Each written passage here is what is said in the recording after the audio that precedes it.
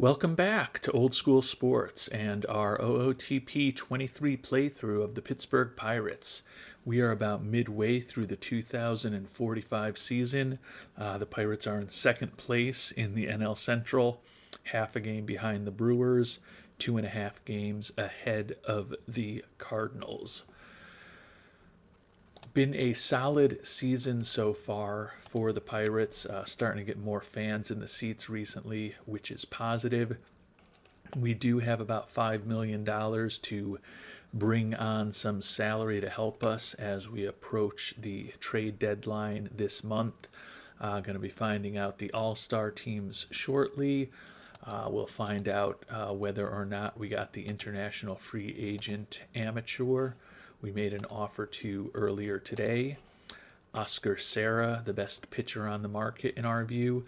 We've got the rookie draft coming up, but this is a critical season for our Pirates franchise.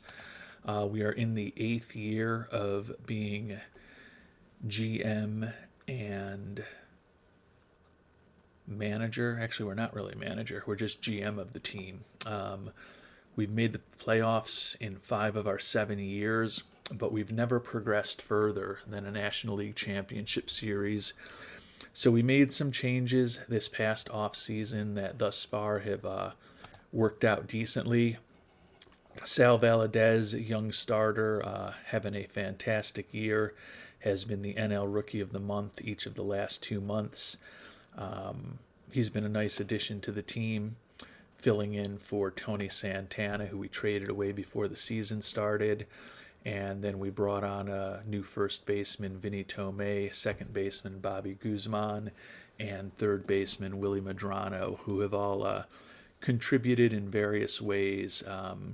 Could be our last season with Isaiah Hill, our star left fielder, going to be making $29 million next year, which will be very hard for these Pirates to afford, which is part of the reason why we are focused on trying to win now. So definitely would expect us to be active as we get closer to the trade deadline.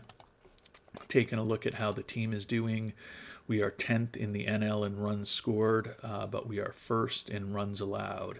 So we'd tend to think if we look for help, probably going to look for a bat or two. And unfortunately, Oscar Serra prefers an offer from the Giants, so won't be getting our first choice of international amateur free agents. And we honestly don't really love any of the prospects this year. As we talked about at the end of our last episode, we'll take a flyer on Andres Lozano, catcher.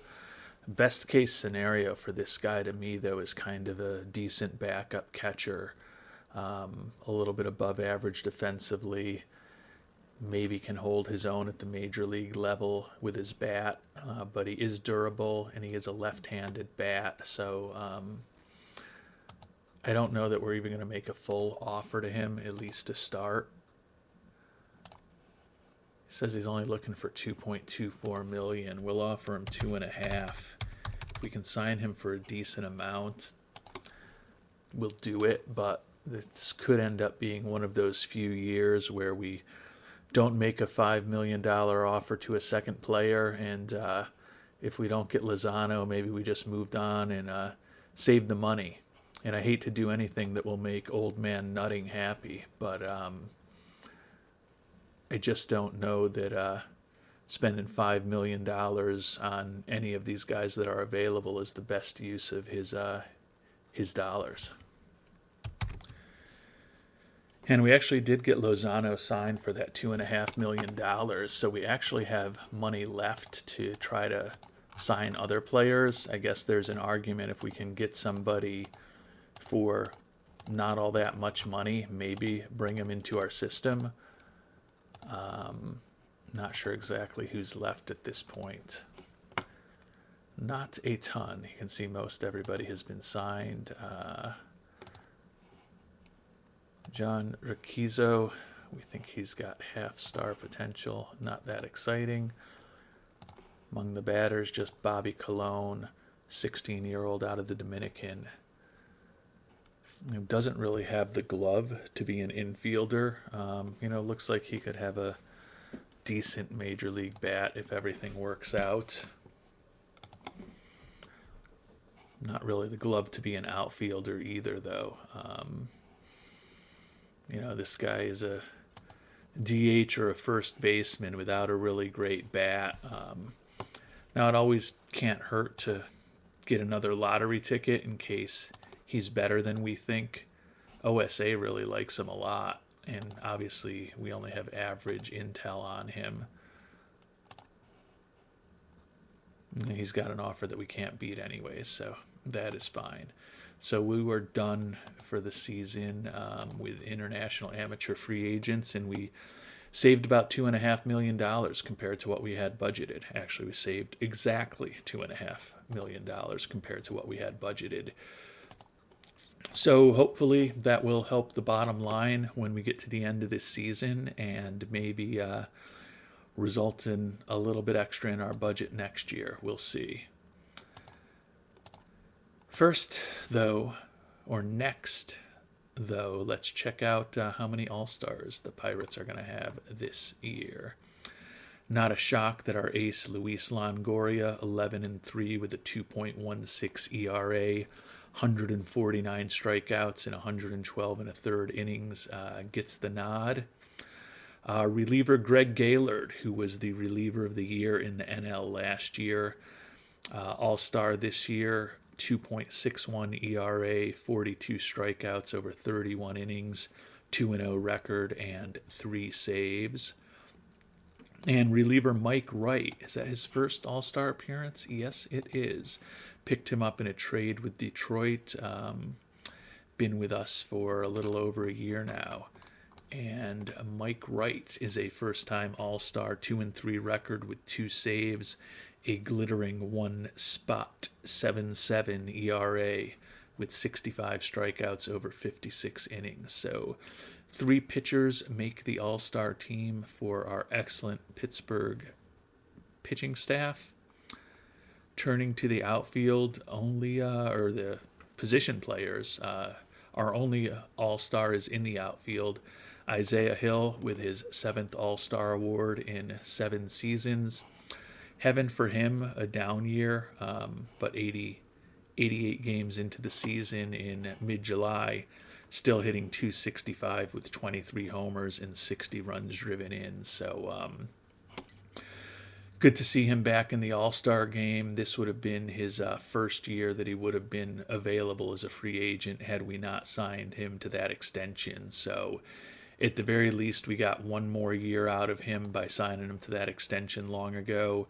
Next year, as I've talked about in this episode briefly and in other episodes in more detail, $29 million may be a tough pill for us to swallow. So could be the last year for us with Mr. Hill as the cornerstone of our lineup. Taking a look at the expanded standings here, we're still in second place, but we are now tied with the Cardinals. You look at our run differential of plus 52, though, and we should be feeling pretty good about ourselves. That's tied for third in the National League behind only the Mets and the Rockies. The Brewers, with their 51-41 record, have a plus 8 Pythagorean differential. They are minus 28 in terms of their run differential, so they are apparently winning a lot of close games and then getting blown out sometimes. 16-8 in 1-run games, 10-3 in extra innings. Would think that we would certainly be able to get past them, but looks like we could be up for another epic battle in the NL Central between the Cardinals and the Pirates, and the Cardinals have beaten us 4 straight years at this point. And we made it to the first-year player draft, so looking forward to getting that started. Find out who the latest talent for the Pirates will be. You can see we're picking 29th, so probably not going to have any of the top prospects available then, but we will see. Looks like, at least according to the star ratings, there's a few interesting guys out there. We'll take a look at the highest rated players with all of you and then let you know what we decide to do. Third baseman Priki Belic, high school student, almost 19 years old. Looks like he could have a decent bat. Definitely a third baseman as far as his profile. Could also play a very shaky left field or right field for you. Not a ton of speed. Do like the good work ethic. Not that bright, so he's a hard worker but a slow learner, or maybe both. Not the most glowing recommendation I've ever seen for a player. But he is in the mix. Jorge Olguin, New York City native, durable. Looks like a potentially interesting bat. Looks like a potential brutal glove. He is 6'6", but yeah, first base or DH is the only place you would play him. Not looking for a ton of money. And catcher Danny Villa also stands out. Not much of a bat, but he can luck into a home run every once in a while. Not the greatest glove in the world. I don't love any of these guys. I'm hoping that maybe one of these 4-star prospects looks a little more interesting, although we've got some dicey personalities with some of these guys. First baseman Jose Gordillo looks like a pretty well-balanced bat. Hate the personality, hate the lack of defense, hate the lack of speed. Nick Mantz, second baseman. Acceptable hitting prospect, like that he's durable. Not much of a fielder. Shortstop Nelson Ortiz, brutal personality. Okay defensively, looks like an interesting bat. A lot of speed, good bunter. If it wasn't for the horrible personality, I kind of like him more just based on his profile than these other guys. And then Fakhrettin Turkstanov, center fielder. Interesting profile, quite honestly. Decent contact, really good home run power, and a great eye. He's not going to have a lot of extra base hits, but he does have some power. Definitely looks like a corner outfielder. You could play him in left or right. Actually, not a horrible infielder either. Could certainly play first base. Would probably be a pretty good first baseman. If I can figure out how to pronounce his name correctly. Fakhrettin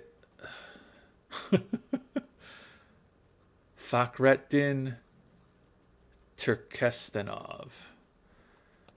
Boy, you better hope I don't draft him, or you're going to have me trying to pronounce that name potentially for the next 15, 20 seasons. But I kind of like him best out of all of these position players, but I'm hoping there's some pitchers that really catch my eye. Alex Mejia, who wasn't looking for so much money, he would have caught my eye. 4-pitch potential arsenal, enough stamina to start. Potentially filthy stuff with decent movement and control. Not a bad prospect. Mike Hill, another starting pitcher. Looks a little more balanced in terms of the basic pitching ratings. Also could have a 4-pitch arsenal if that changeup develops. Also looking for a ton of money. Oof, these guys are looking for big bucks. Same thing with Elijah Howie. These guys are just looking for stupid money. Especially for a team like the Pirates. Esteban Nieves. Now he's interesting to me. He's only looking for slot. He's durable. He's got a good work ethic. Great stamina, great at holding runners. He's a lefty. Potentially has a 5-pitch arsenal with plus stuff, movement, and control. I do like Esteban Nieves, I'm not going to lie to you. Hector Rios, not quite as interesting, looking for a lot of money. And Sergio Vences as a reliever. Esteban Nieves, I really like. Great personality, great stamina and holding runners. He's durable. He's a lefty. He's got a potential 5-pitch arsenal, so even if, the changeup in another pitch doesn't develop, you'd think he could still be a pretty respectable starter. If all 5 pitches develop and he develops the way you think he can, he could be a really good pitcher. OSA kind of views him pretty similarly to our scout. I like Nieves. I also do actually like Turkestanov.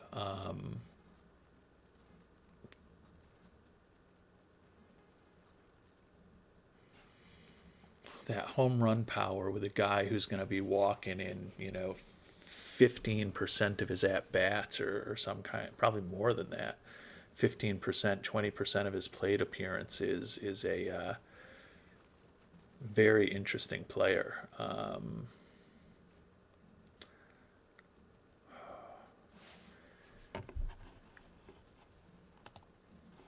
But you guys know me. I'm always going to go with the pitcher if there's a tie. But I like both of these guys. If the other guy is somehow there in the second round, I will thank my lucky stars. I don't expect him to be, but I can't say no to a durable lefty with the potential profile that Nieves has, even if he is a little lefty at 6 foot, 165 pounds. But we're going to go ahead and draft Nieves in the first round. Next round, let's see any big batters left. No one that we really looked at. Mario Flores, kind of a mat catching prospect. Rene Saldana, like his defense, potentially has an okay bat. He's durable, left-handed hitter, kind of a replacement for the international amateur free agent we looked at catcher. Julio Zavala. Boy, if he was a little bit better of an infielder defensively, he'd be kind of an interesting prospect with that bat. Kind of like Zavala right now. Can also look at the pitchers. And I guess I should have went and saw what our scouting director recommended, but I liked the starting pitcher so much I didn't care what he had to say. Oscar Topete. Actually, this is another pitcher that I kind of like. Another guy he's got a potential 6-pitch arsenal. If you look at his fastball, his cutter, and his splitter, they're not that far off major league ready already, according to our scout at least. OSA likes him almost as much.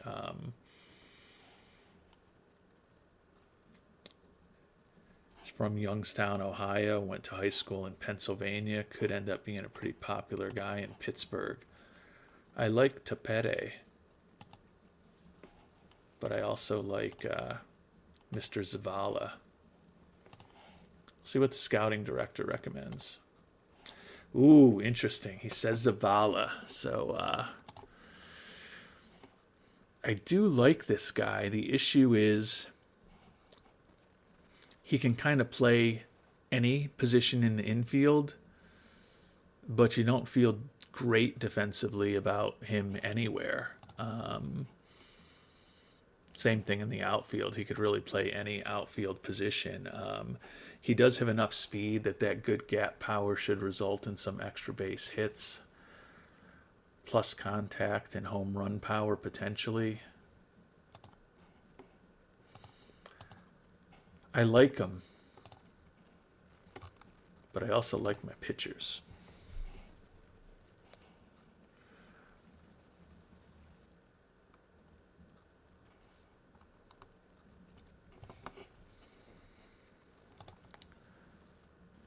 This is a tough one for me.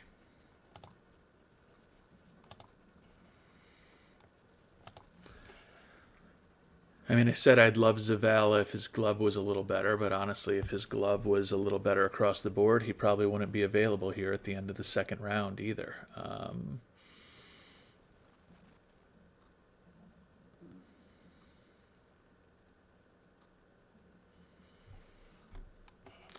I just don't know if the bat is special enough to make up for the fact that he's a pretty mediocre infielder at any position. I don't love my decision, but I'm going with the pitcher. Let me know if you've got a strong opinion down below what you think, but I am always trying to get more arms because there's just such a limited success rate with them. So we're going to take Oscar Tapete in the second round.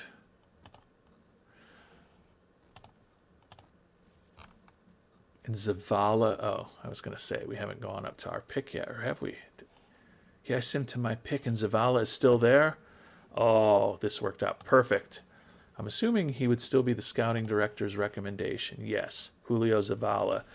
It's a big win for us to get pitchers that we really like in both of the first two rounds, plus Zavala here in the third round.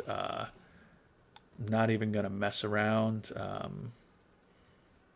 We will only offer him slot instead of the bonus demand, but not going to spend a lot of time thinking about a lot of these guys because I liked the ones that I had looked at so much.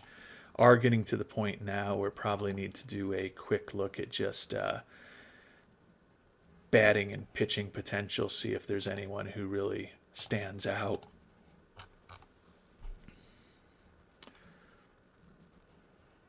Bill Vielma is kind of a fairly well-rounded hitting prospect, but nothing exceptional.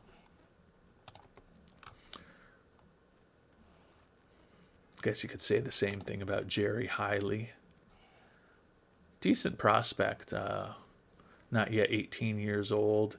Looks like he can hit a little, good personality, decent defensively with that range and arm. Don't hate him. Looking at the pitching potential. Whoa. Sergio Vences, that reliever we had talked about. We didn't look at him all that closely, but he is kind of interesting here in the fourth round. I mean, his stuff is off the charts. Incredible fastball. His movement and control don't ever look like they're going to be all that great, and he is a fly ball pitcher, so he could be giving up a lot of dingers, but with that fastball and a plus sinker, he looks like a potentially interesting arm.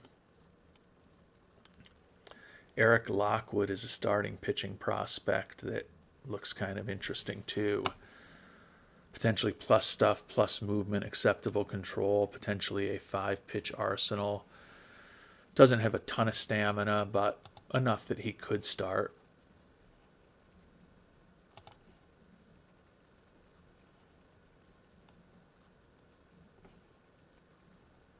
Not any guys who jump off the page to me, but some decent prospects out there.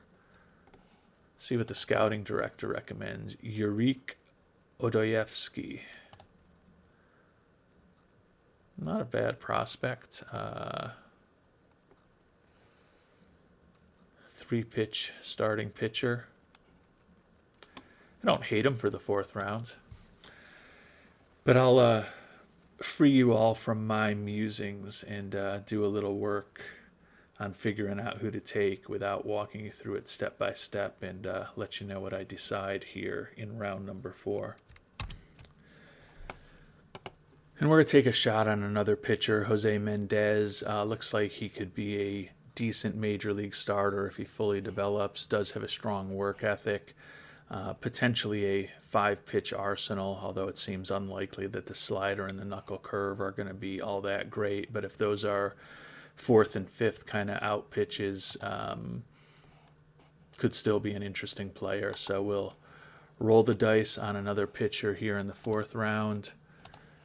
Scouting director now recommending the catcher Mario Flores. I actually prefer the catcher Rene Saldana here in the 5th round.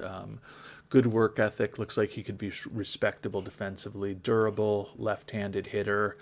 Looks like he can maybe hold his own-ish at the major league level with that bat. For a 5th round player, not a bad guy to draft as far as I'm concerned. In sixth round, our scout I was thinking about going to the reliever Sergio Vences, who's still out there. But our scout is recommending a college pitcher, Devin Smith. Now, our scout is definitely higher on him than the OSA, but this is a guy that is kind of major league ready at this point. I think he could be a fifth-ish starter in the major leagues probably within a year. He's really just got to work on his control and his fastball a little bit, according to our scout, and think he could also be a interesting bullpen arm.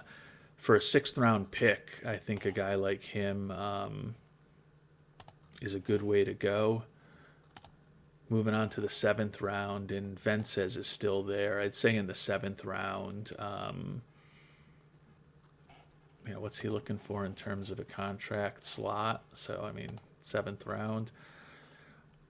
His movement may end up being an issue, but with that stuff, that fastball, to pick him up in the seventh round, there's at least potential that maybe he's better than we think he is. And if he's got just a touch better movement on his pitches, he can be a pretty effective player. He might be a pretty effective player with what we think he is right now.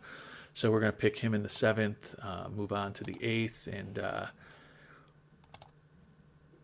I will spare you from the rest of the details. And we're past the draft, waiting to hear on our offers to our first 5 picks. Some good news on the injury front. Starting center fielder Arturo Arellano is ready to come back. So we will send Joel Fields back down to the minor leagues. A little more seasoning for the prospect there. Arellano comes back. Taking a look at the lineup means we no longer need to force start Alex Ruacho in the center field. And we'll actually set his position back to right field. Revamp our lineup here, see what everything looks like. Got Guzman at second. Gonzalez DHing against both left and right, so we will put Isaiah Hill to DH for a little extra rest. Let Gonzalez play left field. Arellano back in center, hitting cleanup. Ruacho in right field. Tomei, we don't need Tomei in against both lefties and righties. So that will let us move Mr. Fox into the lineup against lefties. And have him play first base for us there. Other than that, I think the lineup looks fine. Getting playing time for the guys that we want to have playing time. Team is still half a game out in the NL Central.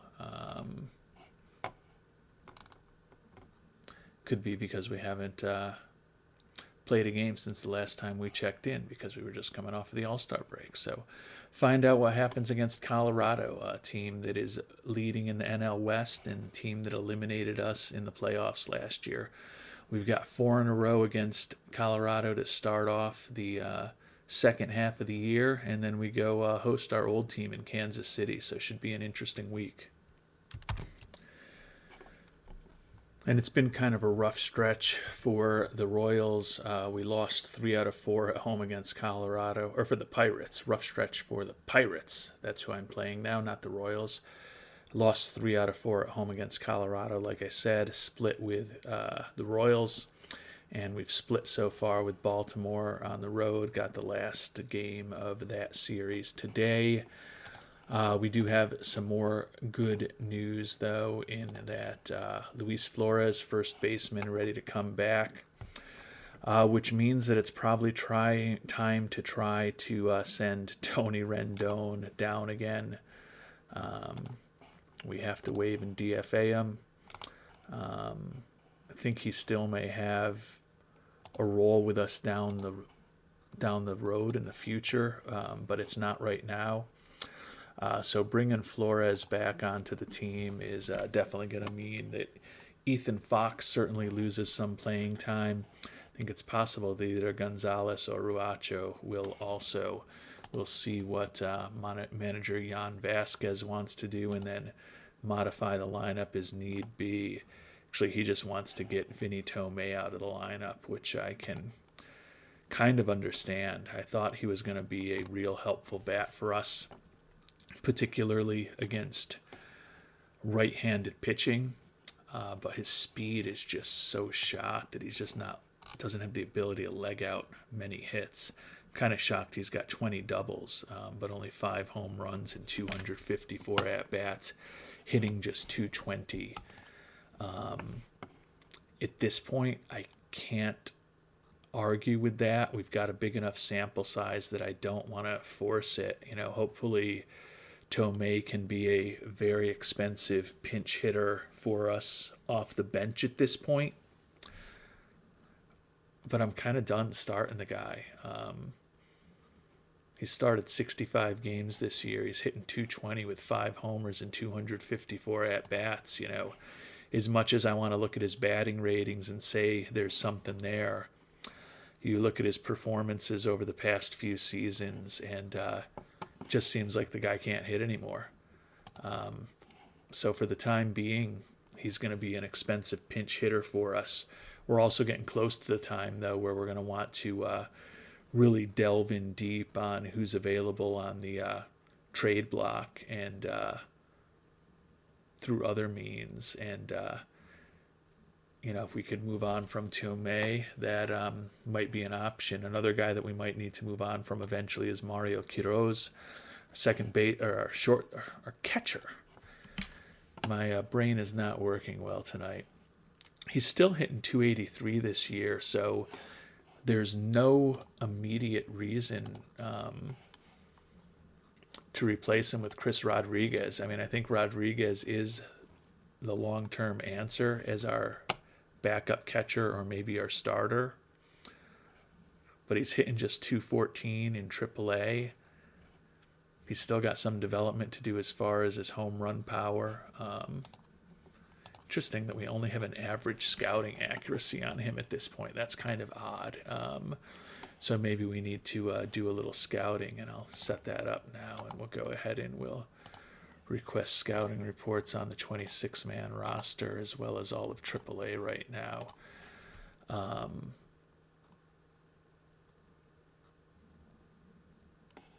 But I don't think there's any need to bring him up yet.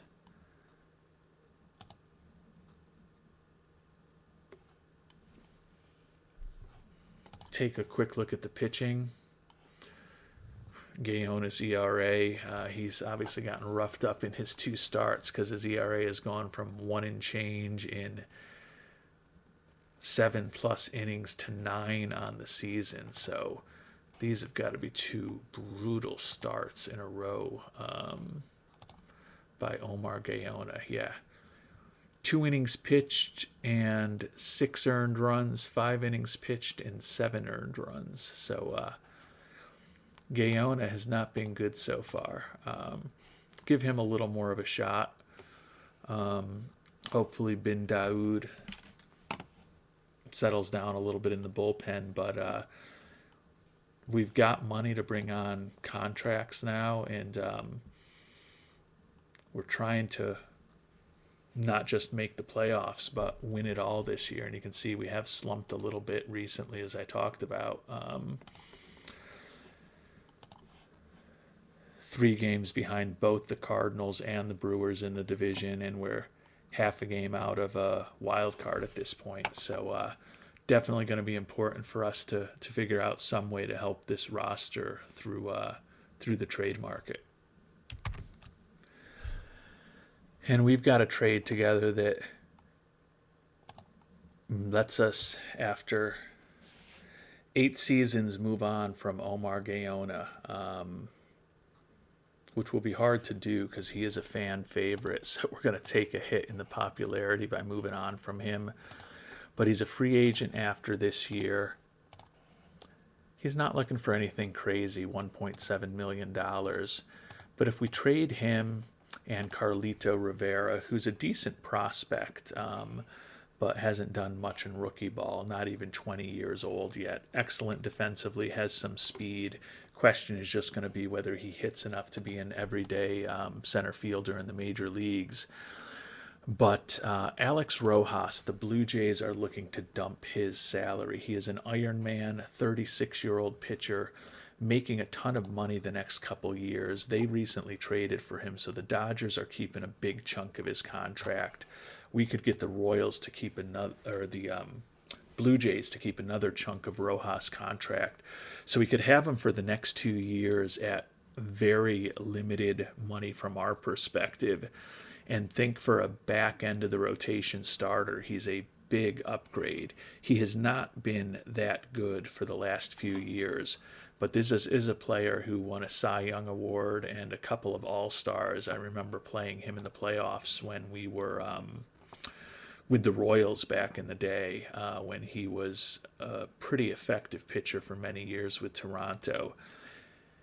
As I said, at this point in his career, even you look at his career numbers, 4.28 ERA, 100 ERA plus, 91 FIP minus. He's definitely regressed over these last several years. But for a fifth starter and just some insurance, instability, if we have pitching injuries, he's an Iron Man. He's going to go out there every day.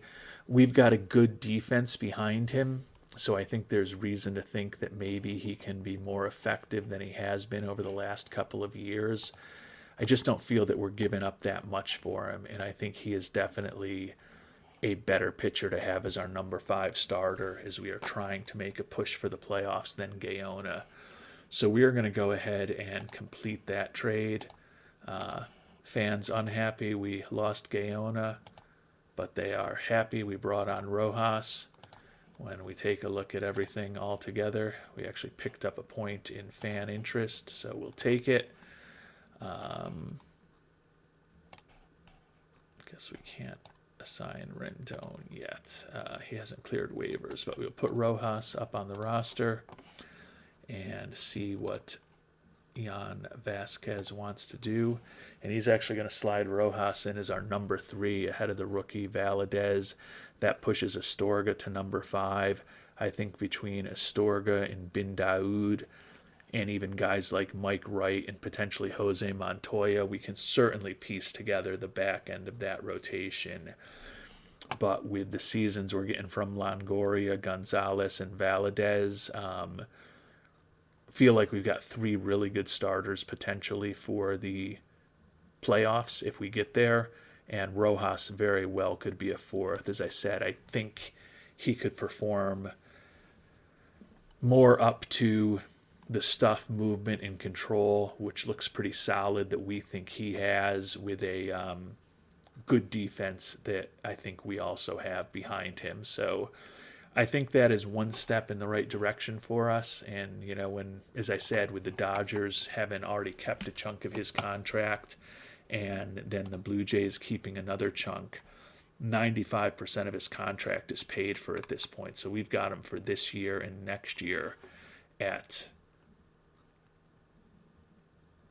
about $1 million a season. So didn't do much to even use up our money, and actually we gained money because we got rid of Gaona's full contract. So I feel like we've helped our pitching staff with that trade, given us a proven major league starter who has been an excellent pitcher at times, as evidenced by his Cy Young Award and his 2 All-Star appearances. Granted, the Cy Young Award was a decade ago, and the last All-Star appearance was 8 years ago.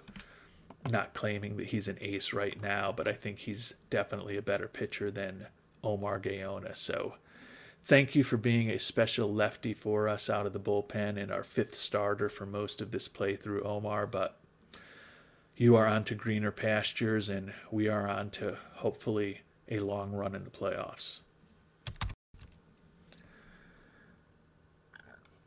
And we made it to the trade deadline. It's been actually a pretty rough month of July for the Pirates. You can see we are 5 games out, third place in the NL Central.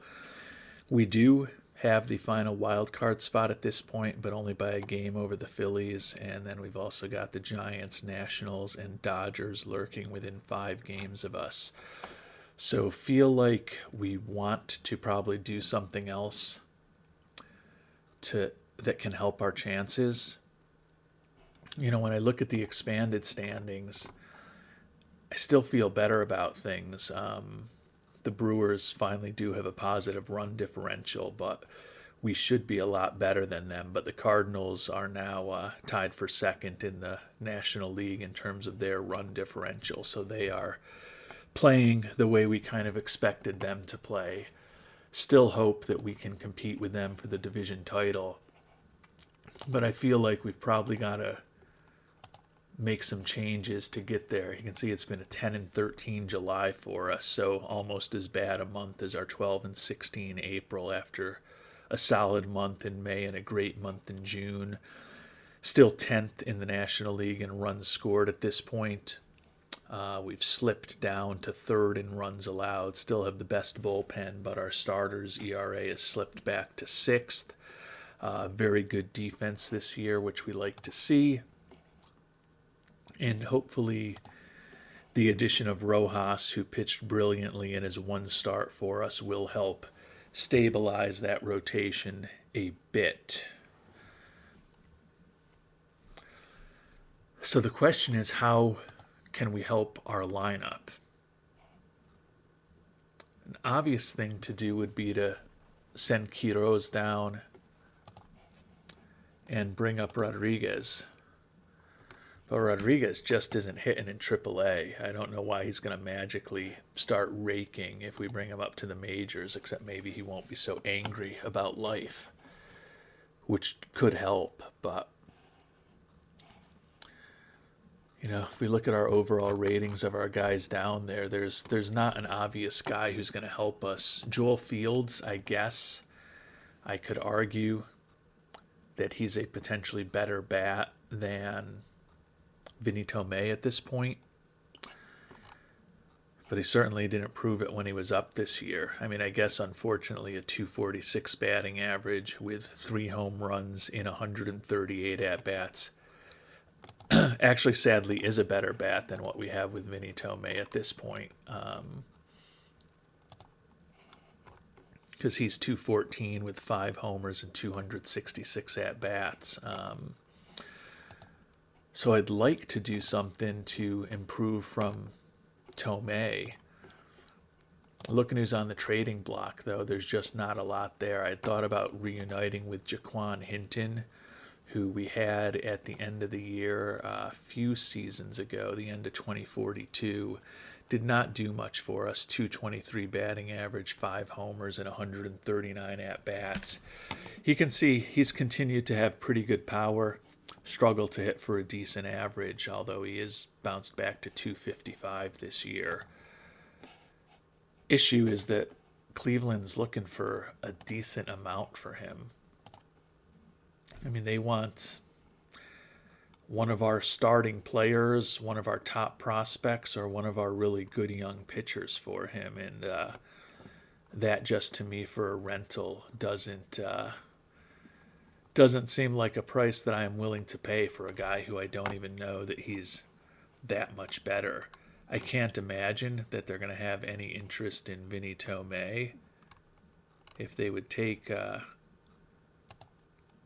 that contract, that could make it more interesting, but I don't think that really changed who they're looking for. What if we retain 80% of what we owe Mr. Tomei? Does that make it more palatable? Really doesn't seem like it. Doesn't look like Tomei moves the needle at all, which doesn't surprise me, quite honestly. So let's just shop Vinny Tomei and see what, if anything, we could get to move on from him.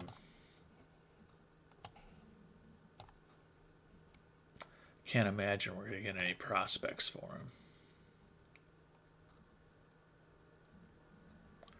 So we can get a prospect for him, which is kind of crazy.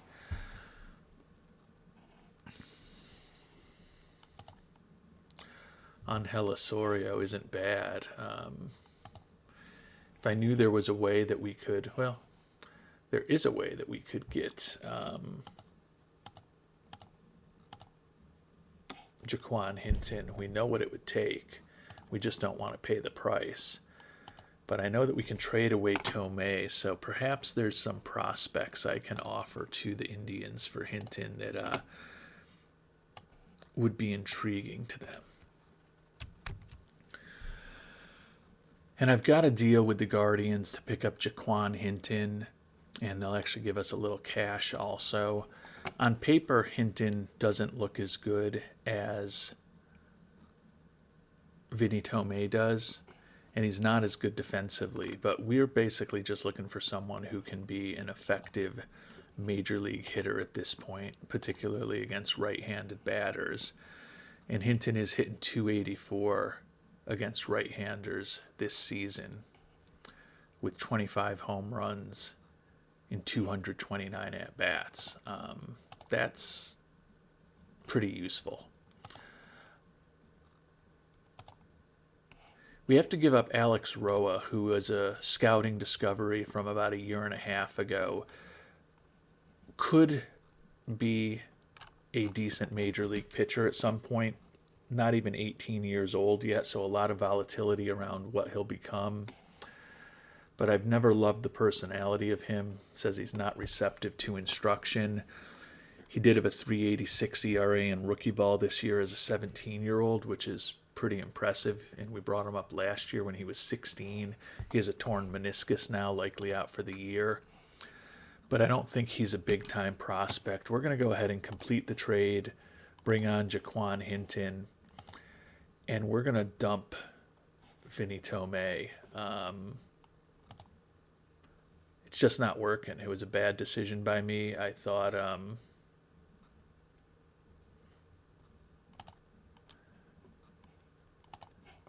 it would work.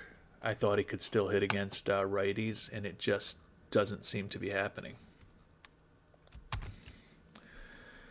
And we can get some cash and shortstop Angel Osorio, who's a decent player to have in your minor league system. Versatile defender, has some speed, good personality. Don't think he's really a big-time prospect. And we get Tomei off the books, and it's going to clear a ton of money for us. I don't think that there's anything we can really do with it, but we're going to go ahead and complete the trade. Fans upset that Tomei is gone. I don't really understand. Wasn't with us all that long, but it is what it is. But that will allow us to move Jaquan Hinton basically back into that role. Looking at the lineups, see what Vasquez thinks. And yeah, Hinton's a bench player, but that's fine. He's a better bat than Tomei at this point, which is really what we were looking for.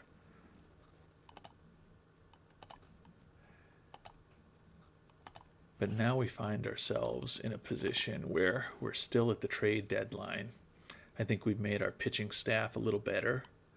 I think we've made our offense a little bit better.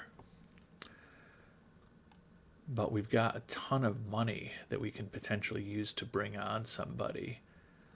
I just don't know that there's anyone out there that really kind of fits the bill at this point. Looking at the hitters available, there's nobody that's all that exciting. So do we go and do we just try to bring on another big-time pitcher and try to just dominate with our pitching staff? And looking at the starters available on the market, saw our old friend Tony Santana, who we had traded to Miami, having a rough year there, 8-11, 6.37 ERA. Thought about potentially bringing him back, but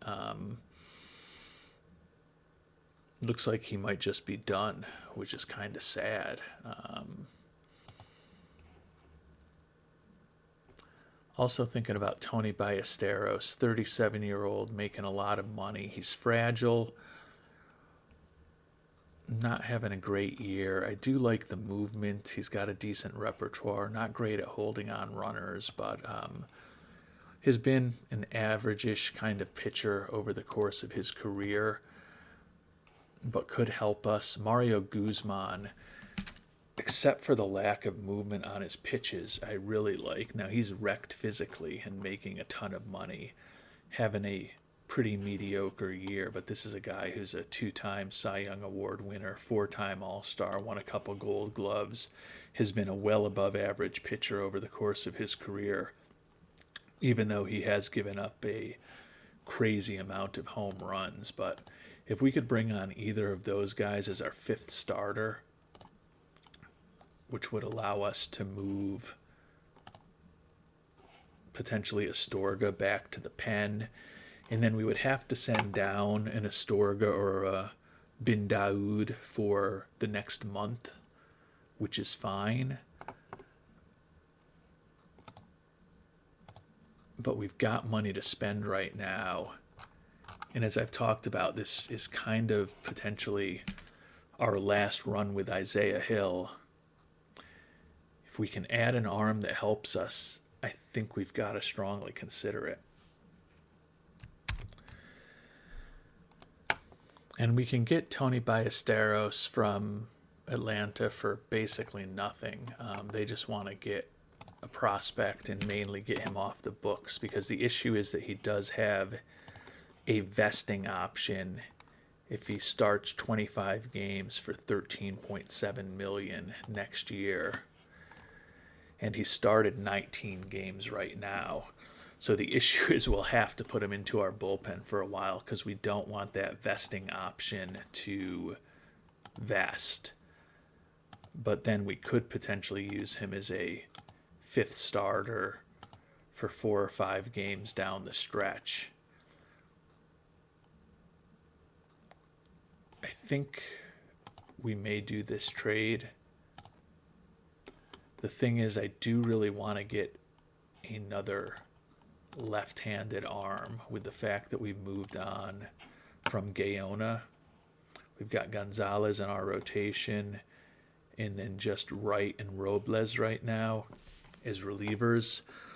So we could use another left-handed arm if at all possible.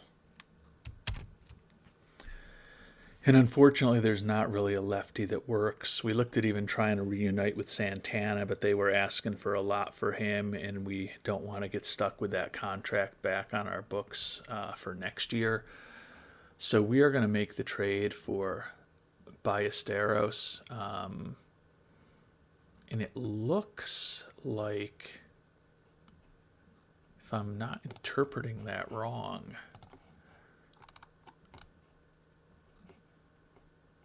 it's showing that they're retaining not just 100% of it this year, but also that $13.7 million.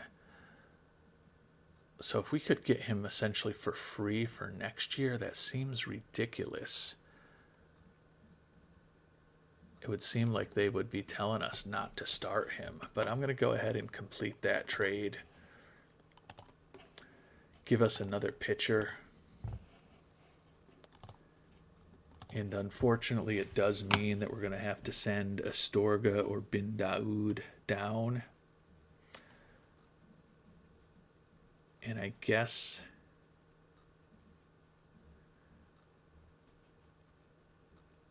we're going to send Bin Daoud down. He's gotten his chance to be a starter. He didn't do great with it. Has been pitching better in relief. Has the ERA down to 4.87. Astorga's been struggling as a starter, but still with a 4.50 ERA and 97 strikeouts in 90 innings. He has been a little better than Bin Daoud, so not perfect that we've got to demote a good young pitcher to AAA, but that happens sometimes. We're going to get Ballesteros onto the roster, see what the manager wants to do with him. And he wants to slot him right in as our number 4.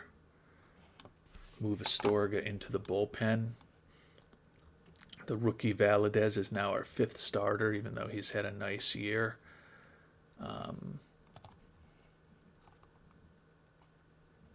It seems like the Braves have retained 100% of it by the way this looks, so I don't think there's any incentive for us not to start him.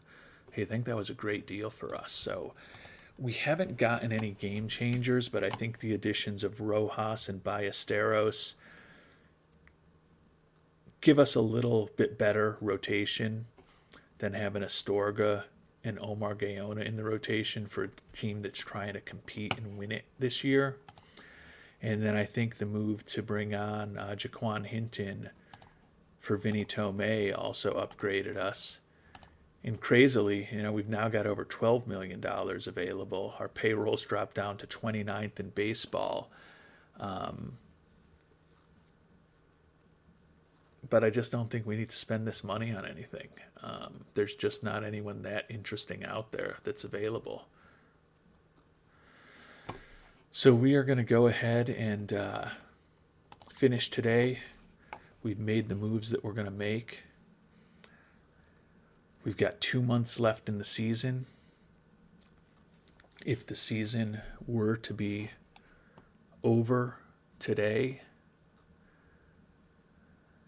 we'd have failed in our quest to win the NL Central.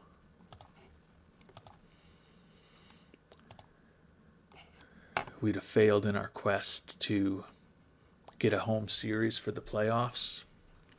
But we would be back in the playoffs, as we talked about. We got a 1-game lead on the Phillies, Nationals, Giants, Dodgers, all kind of chasing us too.